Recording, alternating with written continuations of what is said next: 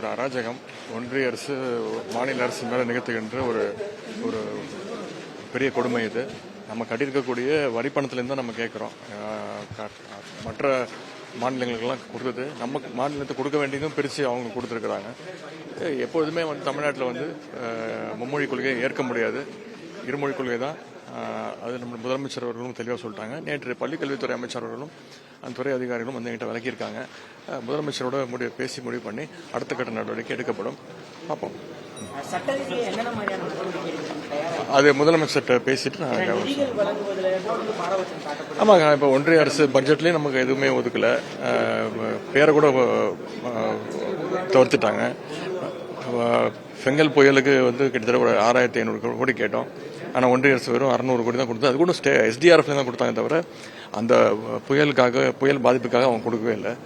தொடர்ந்து தமிழ்நாடு வந்து அவங்க புறந்தள்ளிக்கிட்டே இருக்காங்க, மாற்றத்தை மனப்போடு பார்த்துட்டு இருக்காங்க. இதுக்கெல்லாம் கண்டிப்பாக தமிழ்நாட்டு மக்கள் தொடர்ந்து கவனிச்சுட்டு இருக்காங்க, பார்த்துட்டு இருக்காங்க. அவங்களுக்கு தரவே எந்த நேரத்தில் பதிலடி தரணுமோ கண்டிப்பாக நிச்சயமாக தருவாங்க. ஆனால் எந்த காலத்திலையும் கல்வி உரிமையை நம்முடைய திராவிட மாடல் அரசு, நம்முடைய மாநில முதலமைச்சர்கள் விட்டு கொடுக்க மாட்டாங்க. மாநில பட்டியலில் இருந்த கல்வி பொதுப்பட்டியலுக்கு மாற்றப்பட்டதுதான் ஒரு குற்றச்சாட்டா முன்வச்சு. கண்டிப்பாக பொதுப்பட்டியலாம் இருந்துச்சு. 77 வந்து மாற்றிட்டு இருக்காங்க. இப்படி பண்ணிட்டு இப்போ ஒவ்வொரு உரிமையாக படிக்கிறாங்க. இப்படிதான் நீட் தேர்வை கொண்டு வந்தாங்க. அடுத்து இதை பண்ணியிருக்காங்க. நிச்சயமாக இது வந்து ஒரு மாநில அரசு மீது. செய்திகளை உடனுக்குடனும் துல்லியமாகவும் தெரிந்து கொள்ள சப்ஸ்கிரைப் பண்ணுங்க.